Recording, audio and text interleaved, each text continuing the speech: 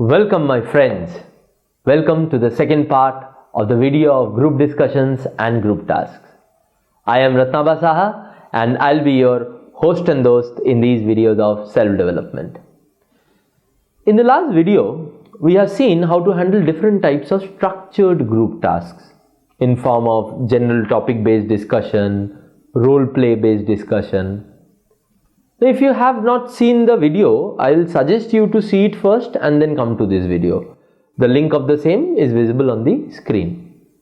It will be helpful that way. Now in this video, we will learn how to handle unstructured group discussion and what to do when we get abstract topics. Again, just like the last video, in the course of the video, there are tasks that I will ask you to perform. If you are watching this video in a group, you pause the video at that point and perform the group task. This way you will have the maximum benefit, you will get the maximum benefit.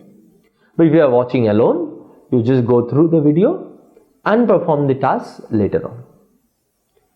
Before we take up unstructured GDs, let's see what does unstructuredness do to us. Do you remember the movie Bahubali? Just before the war with Kalkeya, when the army was divided in between Bahubali and Ballal Dev, Bahubali was not given proper weapons. What was it? It was unstructuredness for Bahubali. He will have to fight a war and he does not have the necessary materials.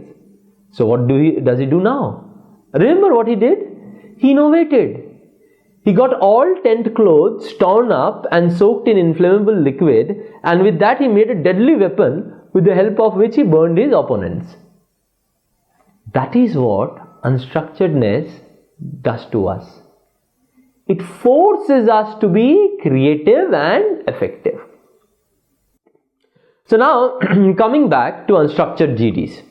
Unstructured GDs are those GDs where participants are not given any clear instructions. The panel will observe how the discussion among the participants develops, and they may also expect certain objectives to be fulfilled by the group during the course of the GD. Two most common ways in which a GD is made unstructured are choose a topic and choose a chairman.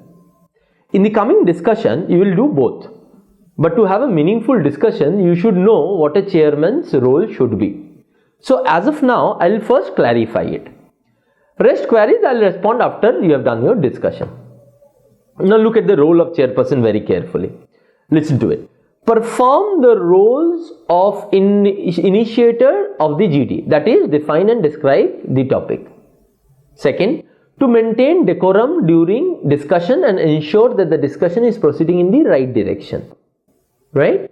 Third, contribute by introducing new points or bringing new relevant aspects so as to add value to the discussion. Fourth, encourage group participation, but should not play the role of a gatekeeper. Like a gatekeeper controlling every entry and exit, you stop, you start. No, not that. Right? Fifth, summarize and conclude if possible, but only after the group has reached a conclusion. Right? So these are the 5 tasks. Ready for another activity? This time for an unstructured discussion? Let's go. So those who are watching this video in a group, prepare for your first group task. I'll give you an unstructured GD task. You need to follow my instruction. The task would take around 20 minutes and then resume the video.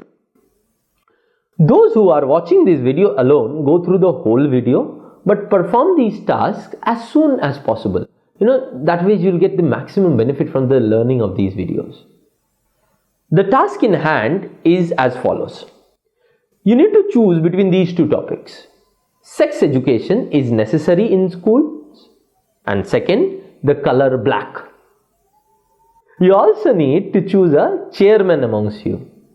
Take 10 minutes for these tasks, that is choosing topic and chairman, post which take another 10 minutes to discuss the chosen topic. Now pause the video and discuss for 20 minutes. So, what did you choose? If you have noticed, the first topic was a general topic based discussion, but the second one was different. This type of topic is called abstract topic. Abstract topics are those where the topic in itself has multiple possibilities and different types of meanings. But more of that later on. Let's first handle the common queries regarding unstructured GDs. In the first part of the GD, you were supposed to do two tasks. First, choosing a topic, and second, choosing a chairman. So what are the problems that are normally faced? First problem. Sir, should we vote while choosing the topic? See, if you have also voted to decide on the topic, then listen to it very carefully. See, voting should be avoided.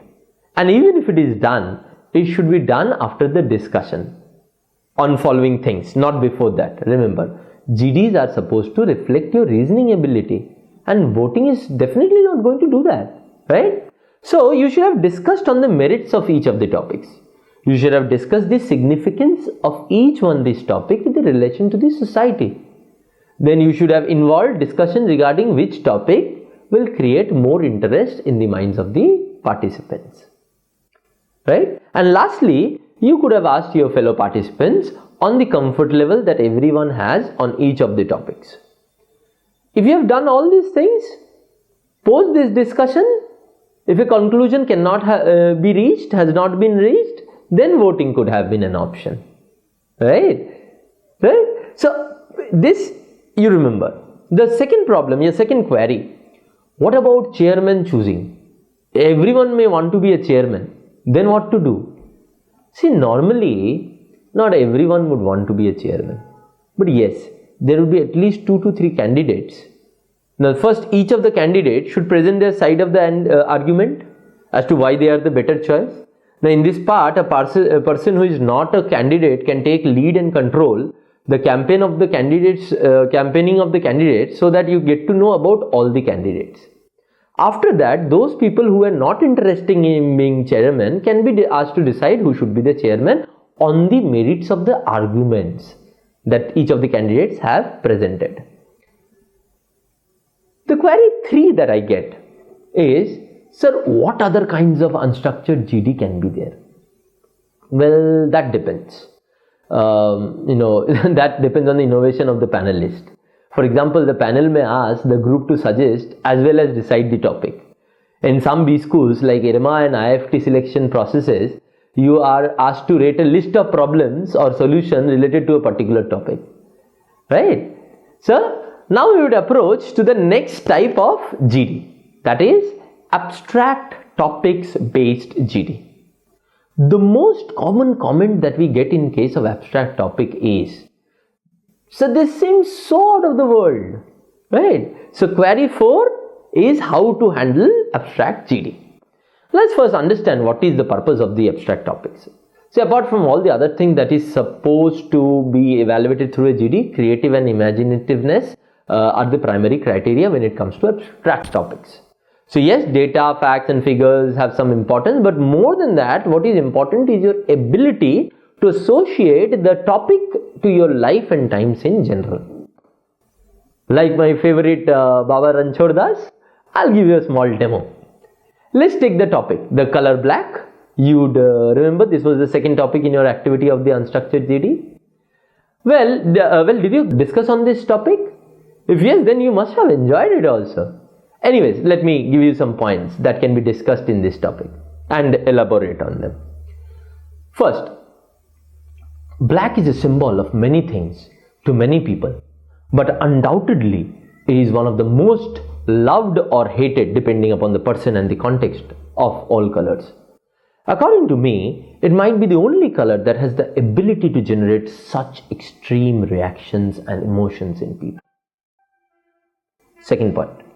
Black is the color of darkness, nothingness. To scientists, it signifies the all-encompassing space in which we have the islands of light in forms of stars and their constellations. Many scientists believe, and maybe rightly so, that the importance of light in our life is due to the darkness of the color black.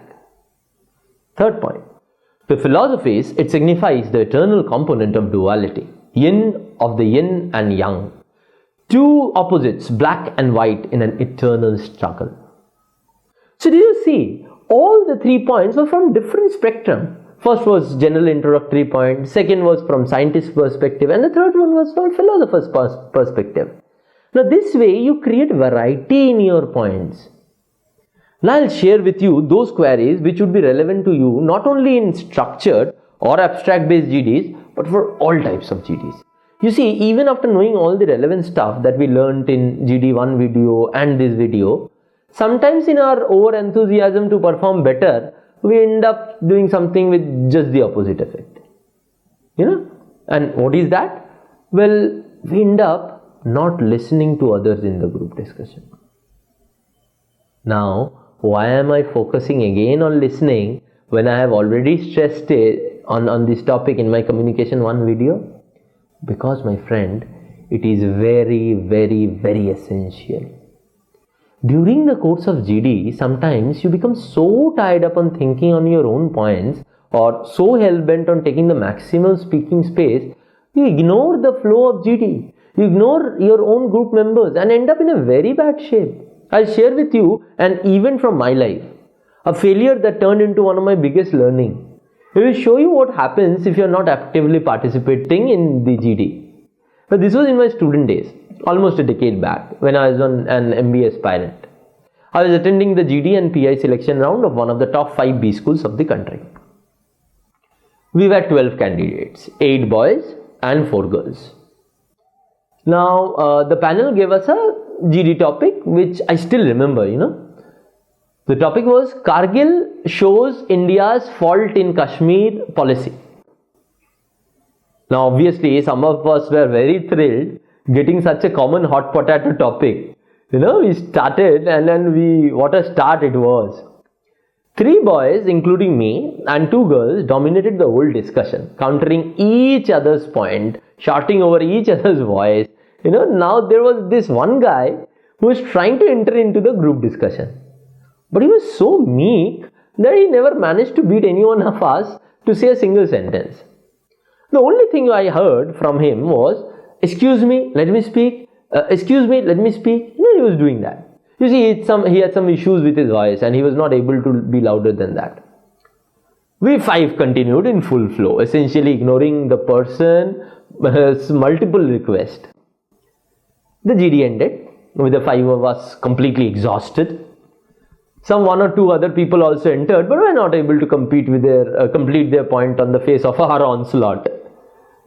Now, one of the panel members stood up and asked the guy who was requesting to speak again and again to summarize.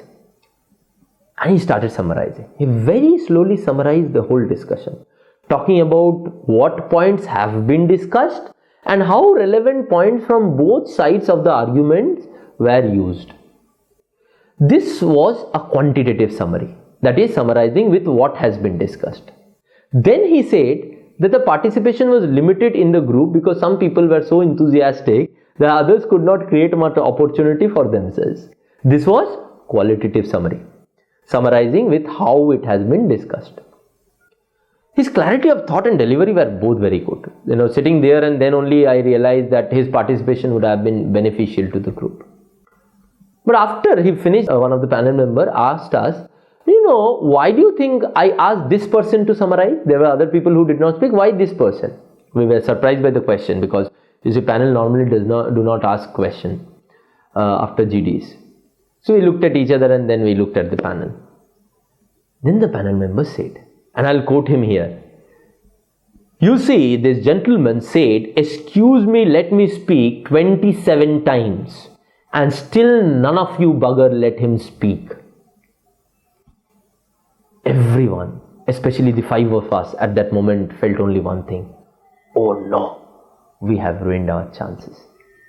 You see, in our over-enthusiasm to perform, we became to an extent uncivil by not allowing a person who so much wanted to be the part of this group even to speak. What did it show about us then? Did we act as a good team player? No. We didn't. As you must have guessed by now, that 5 of us got rejected and that guy got selected. So what did we learn from this instance? Again, let's put them in form of question for better clarity. The problem 5 that normally students face in a GD is what to do or how to handle myself when I am not speaking. And problem 6, what can be the different types of post-GD activities related to GD that can be asked by the panel on the spot and what to do in them.